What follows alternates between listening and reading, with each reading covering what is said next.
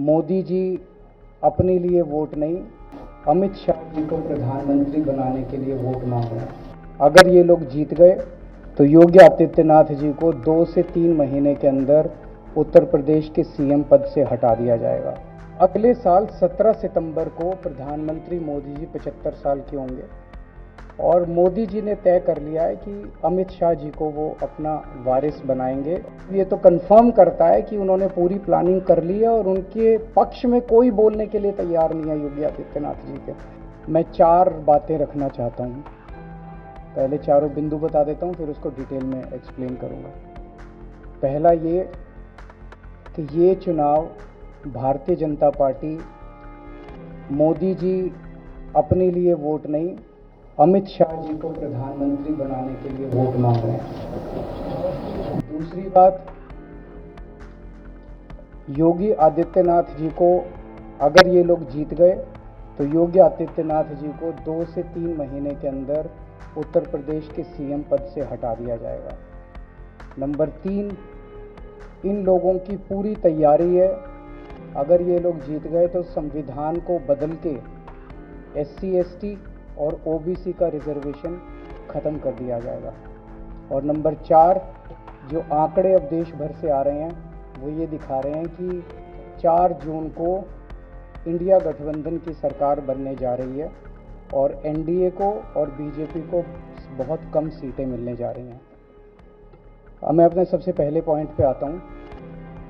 जब 2014 में प्रधानमंत्री बने थे नरेंद्र मोदी जी, तो उन्होंने खुद एक रूल बनाया था कि भारतीय जनता पार्टी के अंदर और उनकी सरकारों में 75 वर्ष से ऊपर कोई भी व्यक्ति होगा तो उसको संगठन में और सरकार में किसी भी पद पे नहीं रखा जाएगा, उसको रिटायर कर दिया जाएगा।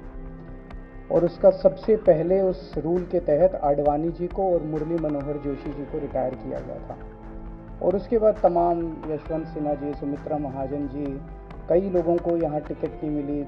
कई लोग जो पद पे बैठे हुए थे उनको पद से इस्तीफा दिलवा के उनको हटाया गया। ऐसे कई सारे लोग हैं।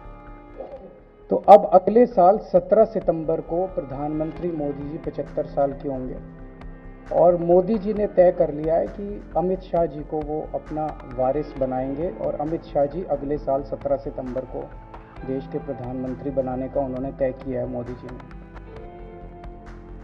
इसके ऊपर मोदी जी पिछले 1-2 साल से लगे भी हुए हैं, क्योंकि भारतीय जनता पार्टी के अंदर अमित शाह जी के सामने जो जो बाधाएं पैदा कर सकता था नेता, एक एक करके उन सब नेताओं को साइड कर दिया गया, उनका पत्ता साफ कर दिया गया। शिवराज सिंह चौहान को हटा दिया गया, वसुंधरा राजे को हटा दिया गया, डॉक्टर रमन सिंह को हटा दिया गया, देवेंद्र फडणवीस को ख़त्म कर दिया गया, खट्टर साहब को ख़त्म कर दिया गया। एक एक करके सबको ख़त्म कर दिया गया। एक ही शख्स हैं जो कि उनके रास्ते का कांटा बन सकते हैं, वो हैं योगी आदित्यनाथ जी। अब योगी आदित्यनाथ जी को इन्होंने हटाने का पूरा मन बना लिया है और अगर इनकी सरकार बनी तो 2 महीने के अंदर योगी जी को भी उत्तर प्रदेश के सीएम से हटा दिया जाएगा। मैंने दिल्ली में 3-4 दिन पहले ये प्रेस कॉन्फ्रेंस की थी और ये दोनों मुद्दे उठाए थे। जैसे मैंने मुद्दे उठाए थे तो अमित शाह जी ने और उनके कई नेताओं ने अपनी भावना प्रकट की कि नहीं नहीं, मोदी जी को 75 साल में इस्तीफा नहीं देना चाहिए, मोदी जी को 75 साल पूरा कार्यकाल पूरा करेंगे।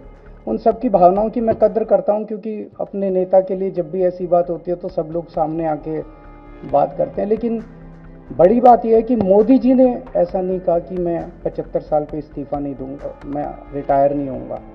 उनका अपना बनाया हुआ रूल है और मुझे पूरी उम्मीद है कि मोदी जी का अपना बनाया हुआ रूल है और मोदी जी अपने रूल को फॉलो करेंगे। नहीं तो लोग कहेंगे कि मोदी जी ने ये रूल आडवाणी जी को हटाने के लिए बनाया था, जब अपनी बारी आई तो नहीं। तो मोदी जी इस रूल का फॉलो करेंगे, ये पूरा यकीन है देश के लोगों को कि उन्होंने खुद रूल बनाया तो खुद फॉलो करेंगे। दूसरी बड़ी बात जो हुई कि जब मैंने कहा कि योगी आदित्यनाथ जी को 2 महीने में हटा दिया जाएगा, इस पे अभी तक भाजपा के किसी नेता की टिप्पणी नहीं आई है।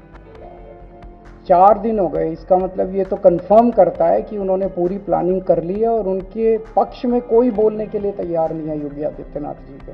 तो उनका हटना अब लगभग तय है कि योगी आदित्यनाथ जी को उत्तर प्रदेश के सीएम पद से हटाया जाएगा।